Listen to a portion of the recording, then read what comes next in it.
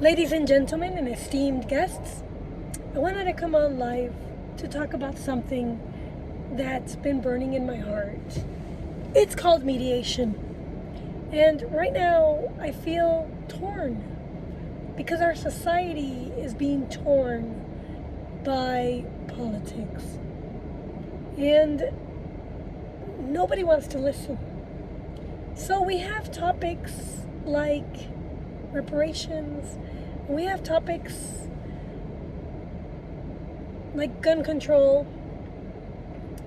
and education and environment and climate change. And we have topics about the purpose of government.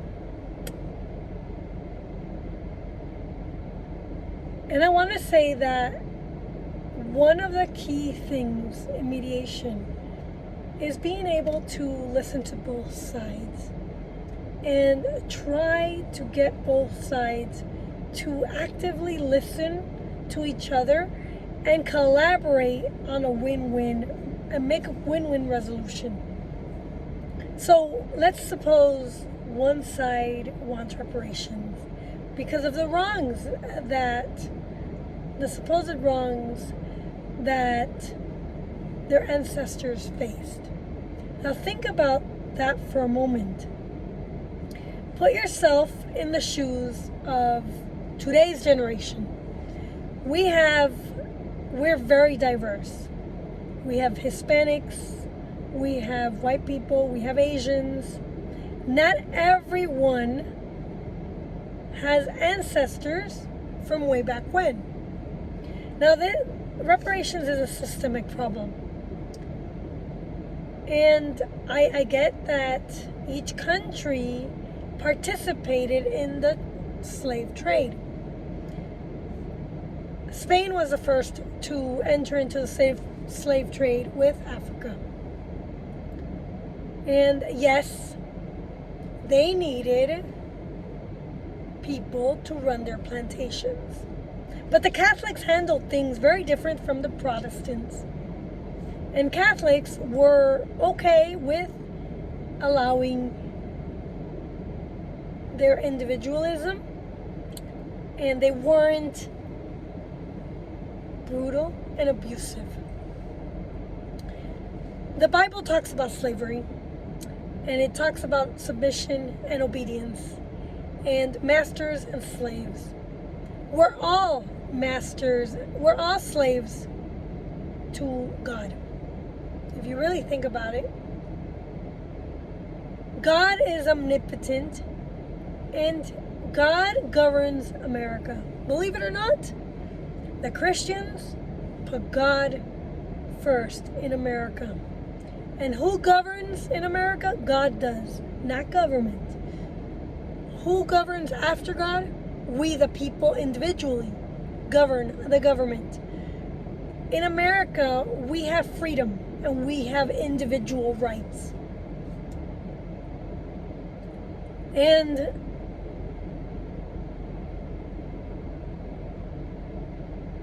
we have government. And government is governed by the Constitution. However, what I see a problem is that Hispanics and Black people have not been taught very well to read, write, and do math and think critically about the things that they think about. So we don't have a good foundation for reading, writing, and arithmetic. So the problem with reparations is who's going to pay? A lot of the unjust laws that were part of this country happened between 1890 through 1950. Before 1890, when the Civil War happened, two things Abraham Lincoln did. He wanted to save the Union because the South wanted to separate. And two, he wanted to free the slavery. The freedom of slaves happened because of the Civil War. But it wasn't because of the slaves that the Civil War happened. The Union was breaking up, and he wanted to save the Union. So the war was an absolute must, and it was a brutal war. It devastated the South, and a lot of Southerners fled to the West.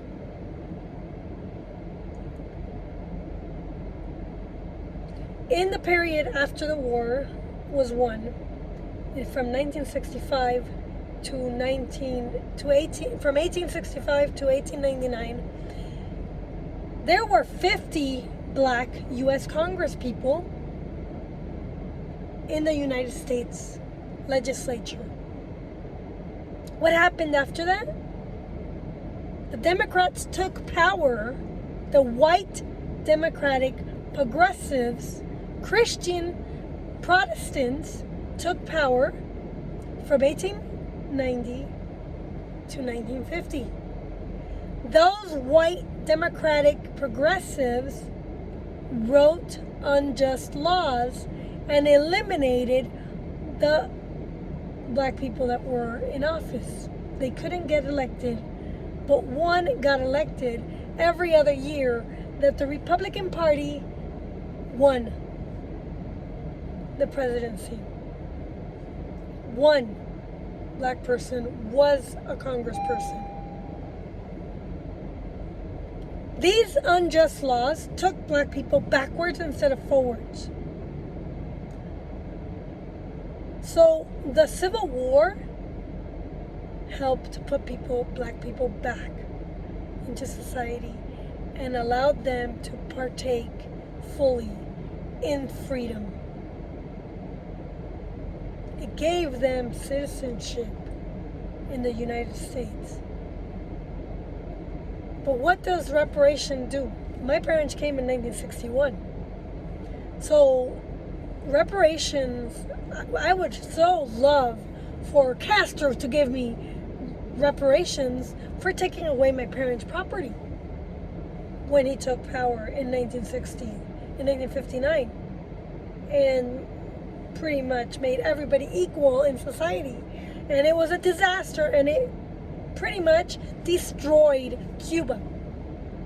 That's what we're gonna do if we try to take reparations today from the Americans living today. It's coming out of my taxes. We're gonna have to work harder in order to pay for something that my family didn't even have anything to do with. We were in another country. Should we pay reparations to my country? To who? Hey, why don't you ask reparations from the English? They were the ones who brought if the British were the ones who brought the slaves. Ask Spain to pay reparations. They were the ones who started the slave trade and brought them over, and it was Spain who had most of America. See the problem? You're asking us regular Americans to make payments to you so that you could live better in society. You can live better in society, but the government doesn't want you to live better. Who's running the government right now? Democrats are. They're ruining our society. They're ruining our ability to go forth and make reparations for ourselves. They want us dependent on the government.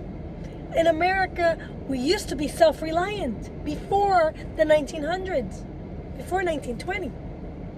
When Woodrow Wilson, a white progressive Protestant, put policies in place to overturn the will of the people. We're all becoming, if we don't wake up, we're going to end up like Cuba in a totalitarian regime.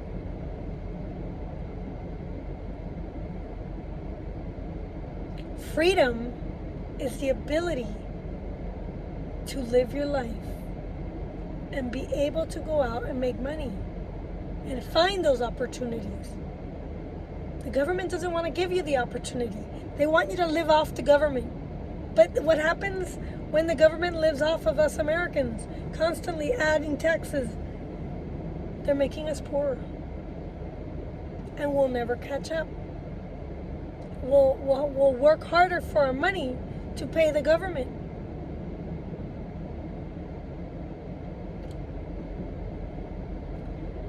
So I really don't understand. So in conclusion, you need to demand that schools teach literacy. That when you graduate, you can read, write, and do math. Basic math that allows you to go out and think for yourself and read and research and draft legal arguments.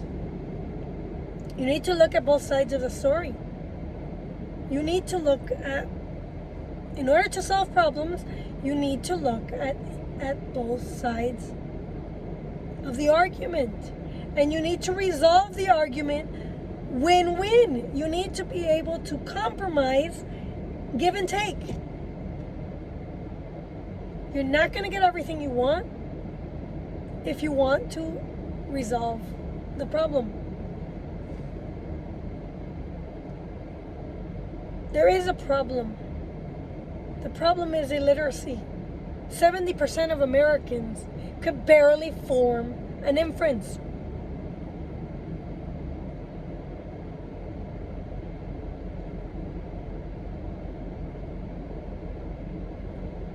If you don't listen, you can't solve problems. If you don't humble yourself and realize what's going on and educate yourself, you're going to only pile on to the problem and make it worse.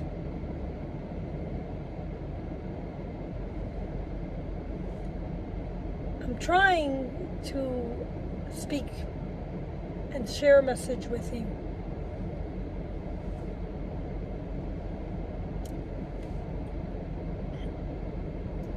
It makes me feel bad for the way that Black people were treated between 1890 and 1950. Shouldn't have been. But you know, Irish Catholics were treated just as bad. Should we have reparations for the Irish Catholics who weren't allowed to work and were segregated?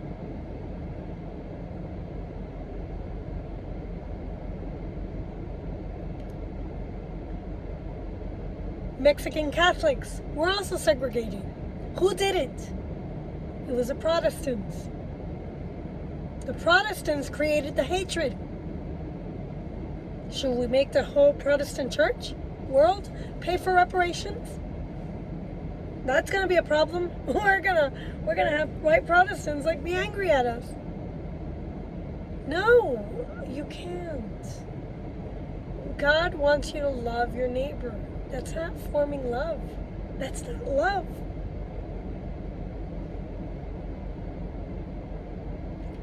It takes individual responsibility.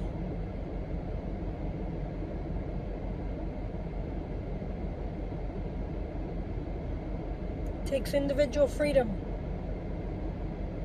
to get ahead in America. We have freedom. We are free to go and find a job.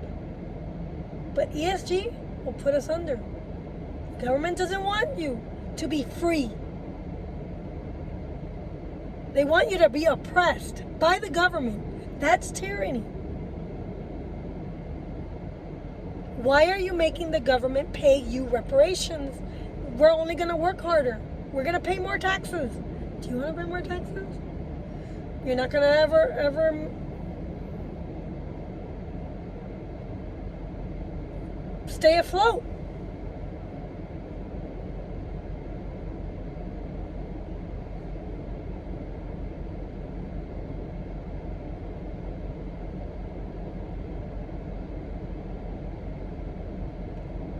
Anyways, thank you for listening. And I look forward to building bridges and trying to resolve these complex issues that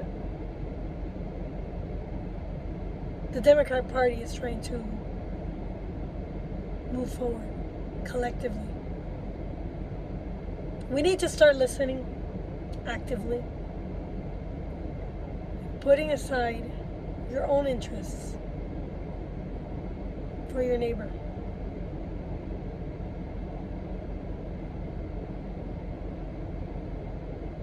Thank you.